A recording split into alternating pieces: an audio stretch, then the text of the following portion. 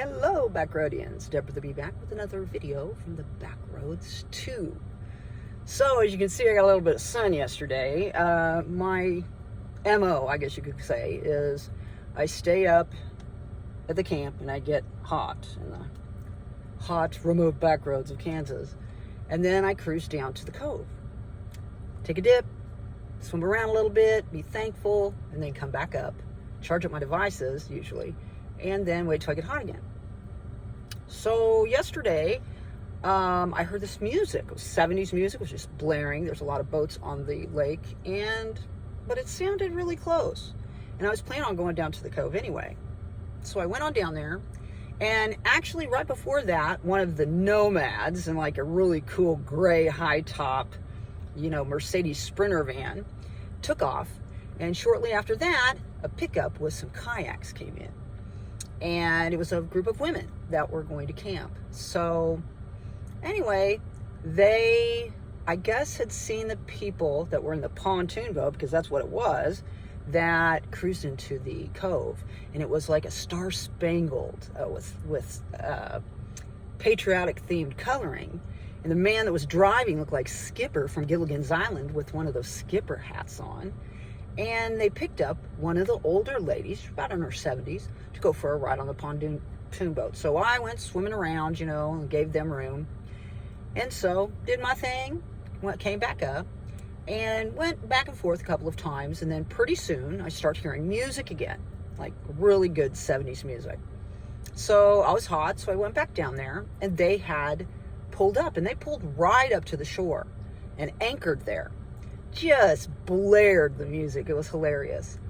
And they rolled out this white, looked like a mat, inflated it, and it looked like a dock. And they had that floating right next to their pontoon boat as they were blaring this music. Well, it was almost like the music brought everyone to the Cove, because pretty soon here comes other kayakers, here comes jet skiers. There were people jumping off the cliffs. There were kids in inflatables. It was just amazing. And all along the shore, there were tons of people. Of course, the lake was just packed. But I'd never seen the Cove that active before. So I kept doing my thing where I would come down, and they were speaking to me saying, you ought to be drinking. And I was like, I already did the drinking thing. And I didn't feel so good the next day. So probably not going to do the drinking thing anymore. But thank you anyway. Came back up, went back down. They told me that I had a strap on the dock if I wanted to hang with them. And I was like, maybe I will. Swam a little bit, went back up, and then came back down. And at that point, they started talking to me. And they're like, why don't you stick around?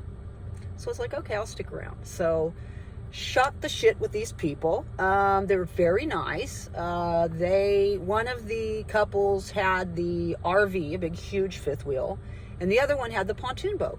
So they kind of shared the responsibilities, and they were getting ready to, all three, because there were three couples there, were all three going in on a cabin at Grand Lake.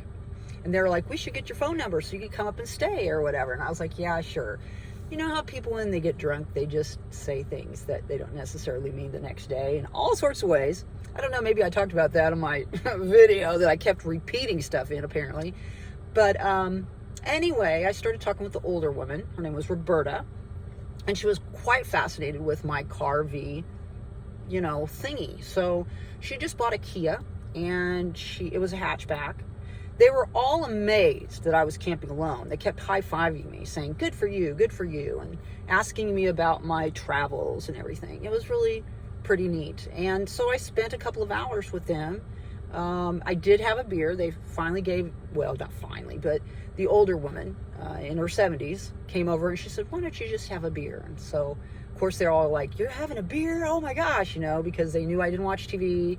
They knew, I didn't drink or do drugs. They literally came out and asked me if I smoked pot. And these people looked like normal people. I think they might have been blunting. Is that what they call it? I don't know. It's kind of smelled like it, but I'm not judging. There were a lot of people here in this area camping, and I devised my screens that worked very efficiently, and I didn't have to use any Gorilla Glue because I was afraid I'd glue my fingers together. But it was really nice to hang out with people. I usually don't. I kind of keep to myself. I don't really hang out with anybody. I like my solitude, and I'm very different than other people. When I share myself with people, I don't really share everything with them. There's a lot of things about me that people are very judgmental about. And at some point in my life, I hope before, I move on in this realm of all possibilities, that I'm able to be strong enough and secure enough to share that with other people.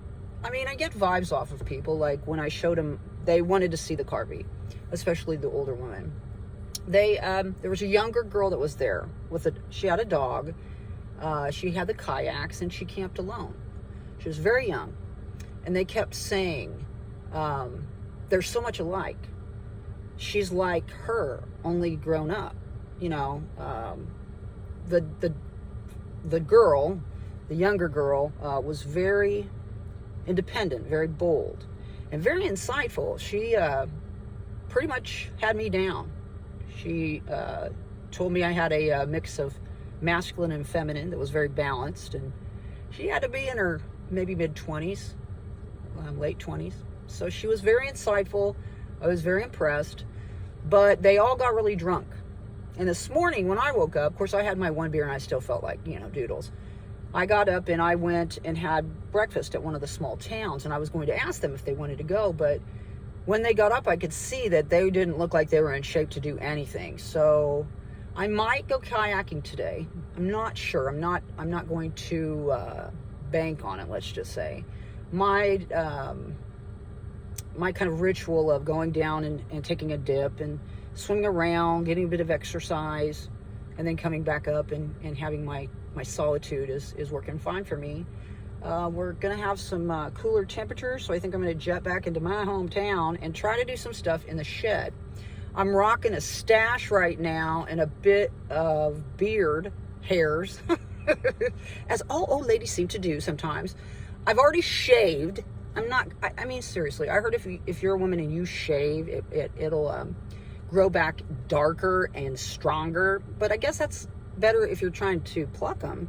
But it was so hot when I went to my shed last time that I didn't want to dig out my, I've got like 3 tweezers, but I just didn't want to dig them out. I have them organized. I'm not sure as far as if it's covered with that stuff. But I am going to probably, in the next week, go in and use my Clorox wipes and wipe everything out, wipe everything down. I've already turned my keys in. I'm thinking about going back on the very last day of the month and taking some things and using their trash dumpster, because I did pay for the entire month of July. I'm not sure. There's some bigger things, and I'm not sure if I'm going to throw them away or just wipe them down and hope for the best. So anyway, I thought that I would do a video here pretty soon on broken hearts. They always say there's light at the end of the tunnel, right? But I believe our hearts are a tunnel of love, those rides at the amusement park. Well, falling in love is like a ride in an amusement park, some say. And is there a light at the end of the tunnel of love for some after a broken heart?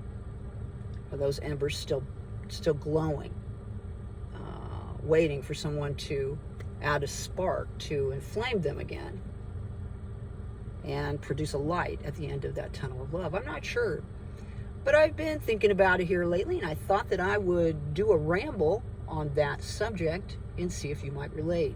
Maybe it'll make you feel better if you've ever had your heart broken and you feel very bitter about it. I think some people feel like it's just not worth it, to have a go again at something like that. And maybe you think that it is. Some people like getting their heart broken. Some people feel like you learn lessons. I'm not sure, but I'm going to discuss it soon. So get out there and spread those little pieces of peace. It's important to do that. Thumb it up, subscribe if you'd like, and have a wonderful day. Thanks a lot for coming by. My name is Deborah the Bee. We'll see you all on down the road. Bye-bye.